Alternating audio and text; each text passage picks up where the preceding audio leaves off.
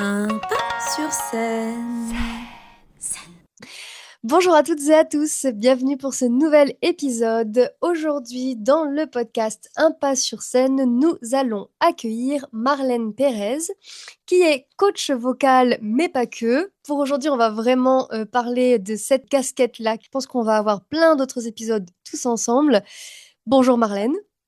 Bonjour, merci Julia, merci de m'accueillir dans ces podcasts. C'est un grand plaisir d'être là avec vous.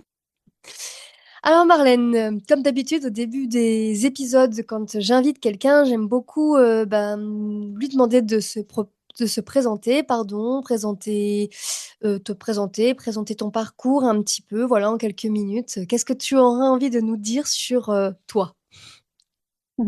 Oui, bien sûr. Alors, eh bien, moi, je suis professeure de chant et de technique vocale. J'ai fait une formation qui s'appelle Chant, voix et corps d'Emmanuel Trinquès. Et donc, depuis à peu près 2 ans maintenant, j'accompagne des personnes dans l'exploration de leur voix, donc que ce soit des amateurs, des professionnels, j'ai tout niveau. Et j'ai intégré également une troupe de comédie musicale depuis 2 ans. La compagnie s'appelle l'Étoile du Sud sur Aubagne. Donc moi, mon activité de prof, je l'exerce sur Cuges-les-Pins et alentour, également aussi en visio. Mais voilà, la troupe de comédie musicale, c'est essentiellement sur Aubagne. Et dans cette troupe de comédie musicale, je suis artiste, donc chanteuse. On fait aussi un peu de la danse et aussi du théâtre. Et je suis également coach vocal pour les artistes. Donc j'accompagne et je leur donne aussi des conseils pour leur mise en scène et tout ça, dans leur interprétation de chansons. Et je suis également aussi chef de chœur depuis 2 ans, une chorale qu'on a ouverte sur Cuges-les-Pins avec les adultes le lundi soir et avec les enfants aussi, c'est tout nouveau cette année, le mercredi l'après-midi. Voilà, un petit peu pour mon parcours.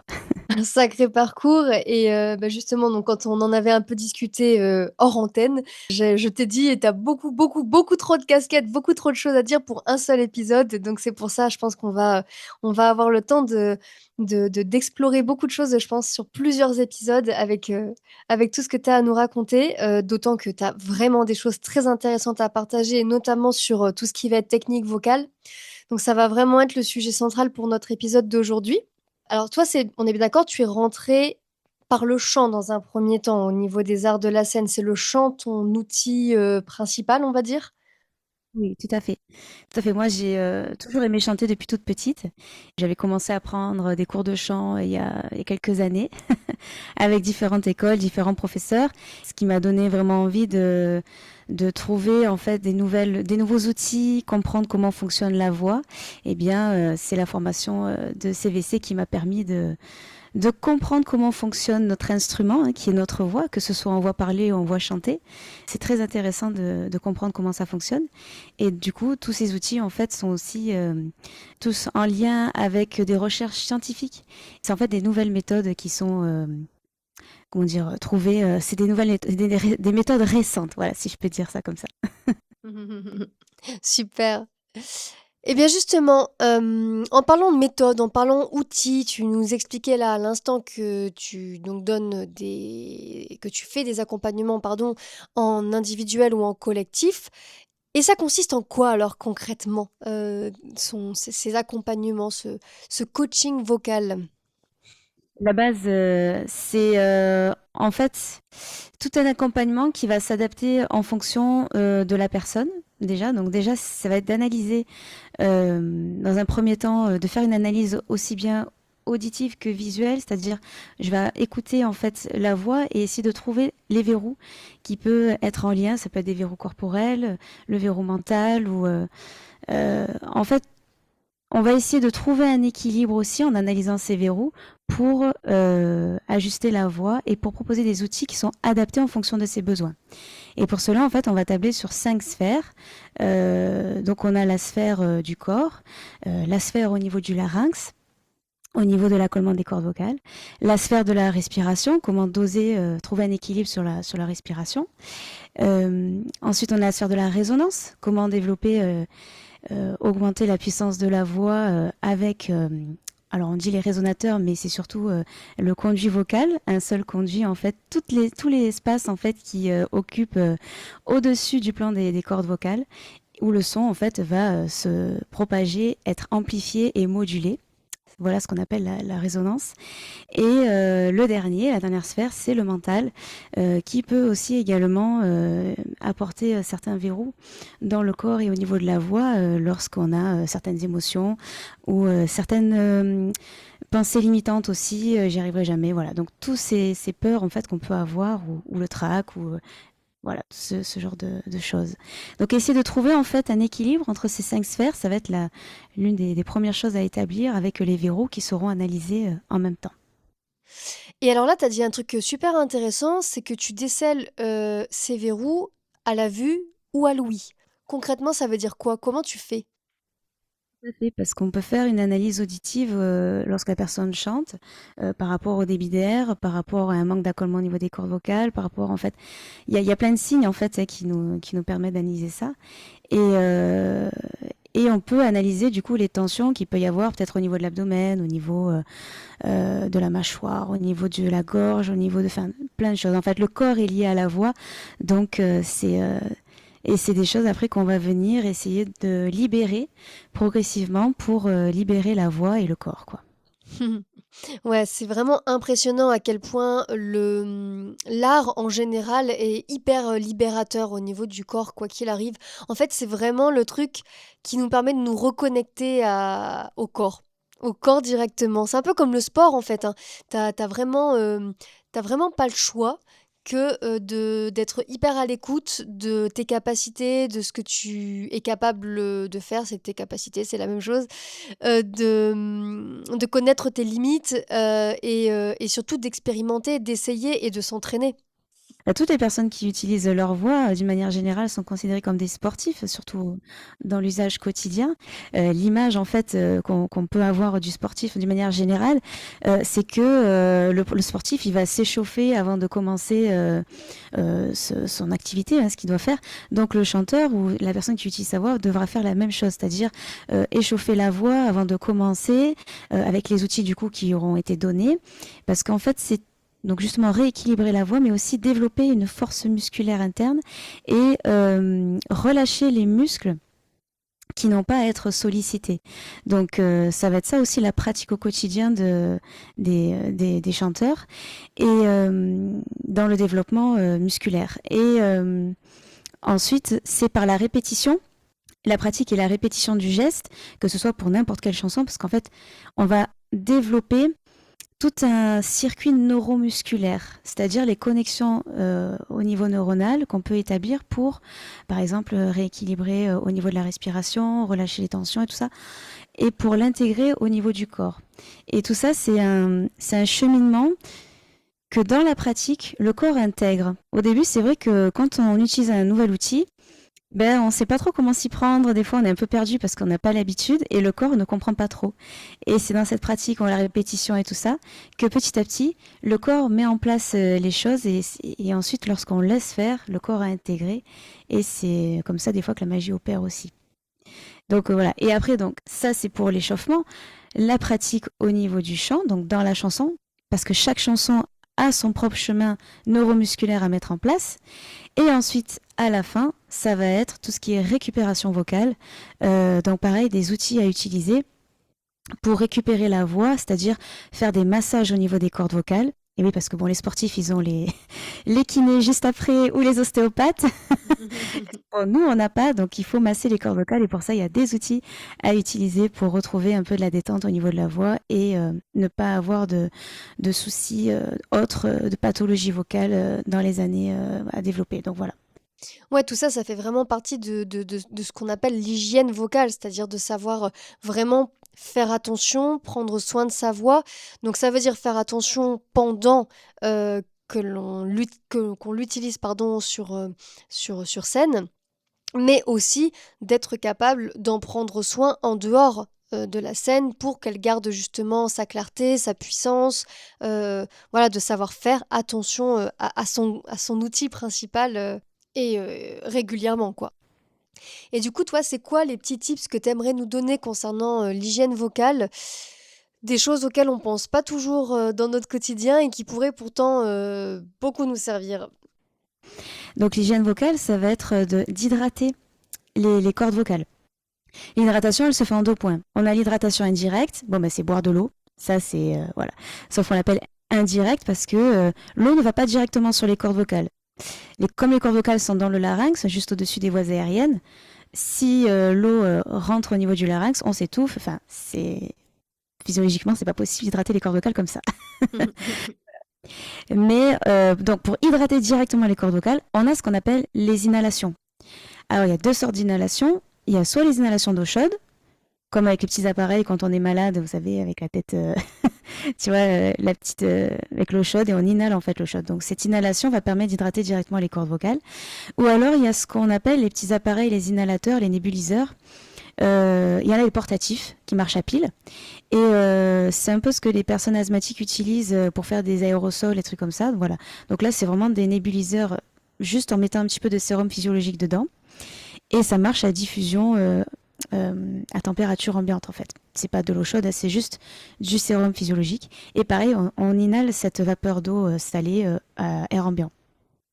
Donc ça, c'est quelque chose qu'on peut utiliser avant toute prestation, ou alors après des répétitions qui sont intensives, ou même juste avant les répétitions intensives. Donc c'est vraiment une pratique, c'est pas longtemps mais souvent, quelques minutes pour hydrater les cordes vocales. C'est partie de l'hygiène. Et donc après, je parlais aussi des massages des cordes vocales, donc ça fait partie aussi de ça, dans la récupération et dans prendre soin de ces cordes vocales, c'est hyper important.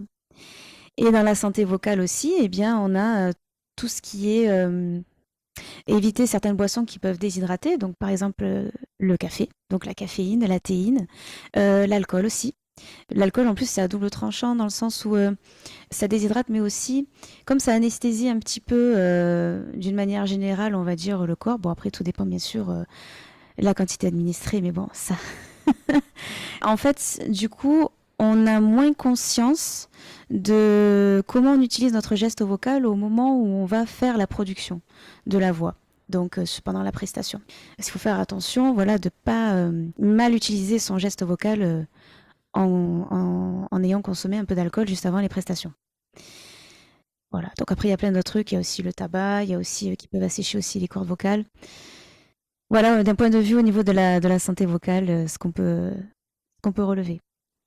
Et je pense que là, tout ce que tu nous dis, c'est qu'une petite introduction. Je pense qu'il y a tellement, tellement, tellement à dire sur la voix, l'hygiène vocale, entre autres, mais sur, de toute façon, l'outil voix. Comme toi, t'en parles pour le côté chanté, mais il y a aussi pour le côté théâtre, c'est encore différent, c'est le côté parlé. Tiens, d'ailleurs, toi qui fais partie d'une troupe de comédie musicale et donc qui a la casquette théâtre et chant, pardon, est-ce que toi, tu penses que n'importe quel comédien théâtre, à un moment donné dans sa vie, devrait faire appel à un coach vocal justement pour travailler son outil voix, pour avoir peut-être, pour gagner en performance, pour gagner peut-être en sécurité aussi. Est-ce que tu penses que même si toi, tu es vraiment spécialisé dans le chant, ça pourrait être bénéfique pour n'importe quelle personne qui serait aussi dans le théâtre de prendre un accompagnement en coaching vocal? Ça va dépendre des besoins de chacun, c'est toujours pareil, à analyser. Et ça peut être en tout cas quelque chose qui peut les aider en fonction de leurs besoins. Par exemple, trouver plus de puissance, parce qu'il me semble qu'en théâtre, vous n'utilisez pas de micro, par exemple. Pas toujours. Ouais, parce qu'en comédie musicale, on a quand même des micros, on a ce qu'il faut pour amplifier la voix. Mais c'est vrai qu'au théâtre, souvent, ne pas avoir de micro, donc on a souvent le besoin de parler plus fort, et ce qui peut aussi entraîner une fatigue vocale. Donc trouver l'équilibre au niveau de la respiration, parce que des fois on se dit je vais prendre beaucoup d'air pour parler plus fort, et ça, la prise de beaucoup d'air peut entraîner une pression importante au niveau des cordes vocales, et ce qui peut entraîner de la fatigue vocale par la suite. Et alors qu'au contraire, lorsqu'on prend beaucoup d'air aussi, contrairement à ce qu'on pense, ça n'amplifie pas du tout la voix. Ce qui va nous aider à amplifier la voix, c'est la résonance. Et donc, comment on va faire pour... j'aime bien utiliser l'image du ricochet, vous savez. Enfin, tu vois, comment faire ricocher une pierre sur l'eau et faire plein de ricochets. Bon. Eh bien, le son, lorsqu'il est produit au niveau du larynx, on va essayer de trouver la manière de le faire ricocher au niveau du conduit vocal pour l'amplifier et pour le le transformer, le moduler pour qu'il soit le plus puissant possible. Et pour ça, on a par exemple le twang, même en voix parlée, ça peut fonctionner aussi pour amplifier la voix. Le twang, c'est l'utilisation d'un son assez métallique, comme je peux donner un exemple, comme le canard, coin, coin, coin, coin. C'est alors il y a certaines langues aussi qui utilisent un peu ce son métallique, comme les Québécois. Mais voilà, c'est un petit exemple que je vous donne comme ça. Mais voilà, c'est très utile aussi en voix parlée. Et ça peut être intéressant d'avoir une analyse justement de sa voix, même en voix parlée, comment utiliser certains outils pour amener aussi des différentes intonations au niveau de la voix, pour éviter d'avoir une voix monotone ou enfin voilà, il y a plein d'outils pour développer aussi sa voix dans le développement, dans la voix parlée. Alors là, j'ai une question chant à te poser. C'est par rapport à la tessiture. Alors la tessiture, c'est là où on se situe entre la note la plus grave et la note la plus aiguë qu'on est capable de faire.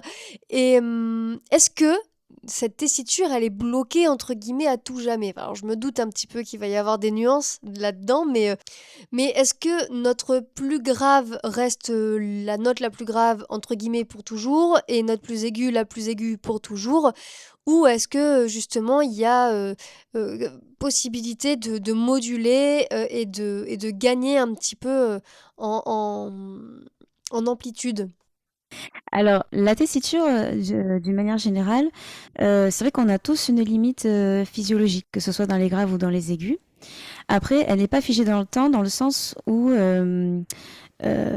si par exemple, je mesure ta tessiture là aujourd'hui, donc je vais te donner une note grave, une note aiguë, mais en fonction de, il y a des paramètres à prendre en compte, que ce soit au niveau de la fatigue générale du corps, au niveau émotion, donc on peut très bien avoir une tessiture qui va changer d'ici le lendemain ou si on a un peu plus d'énergie et tout ça. Donc déjà, la tessiture en elle-même, elle est variable. Et après, il y a la possibilité de développer sa tessiture, bien sûr dans les limites physiologiques, toujours pareil, mais en pratiquant, toujours pareil, les outils qui sont donnés lors des cours, et on peut développer sa voix, que ce soit aussi bien dans les graves que dans les aigus. Et la voix, elle a ce côté intéressant parce elle nous garde des secrets. Elle a ses propres secrets. Chaque voix est unique, mais chaque voix a son propre secret. Et c'est en explorant, en jouant avec la voix, qu'on arrive à développer certaines choses et pourquoi pas avoir certaines surprises, que ce soit dans les graves ou dans les aigus.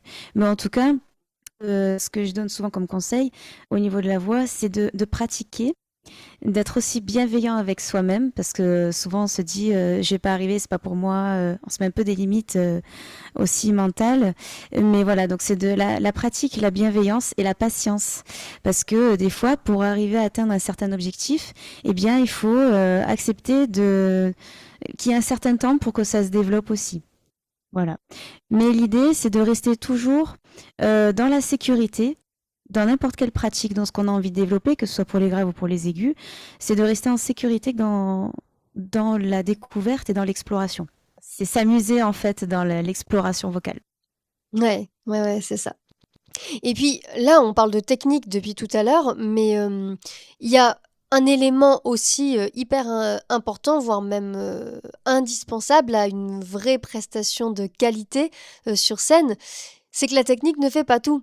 La présence, elle est aussi extrêmement importante. L'enjeu émotionnel, le fait de venir s'engager avec quelque chose de puissant et plus puissant encore probablement que la technique. Alors bien sûr, hein, la technique, elle est nécessaire, elle est indispensable pour être juste quand on joue, mais il y a vraiment aussi cette histoire de présence qui vient aussi compléter un petit peu la performance scénique.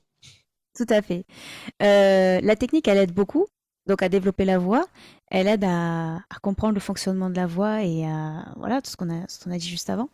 Mais ça ne fait pas tout. C'est vrai que dans l'interprétation d'une chanson, il y a aussi l'émotion, l'interprétation avec l'émotion qui est importante. Et pour ça, on a des outils aussi pour utiliser, s'amuser en fait dans les explorations de personnages, cette fois-ci par exemple, qui permettent de jouer avec certaines émotions. Un peu la découverte de toute émotion dans les jeux des émotions en fait, on appelle ça.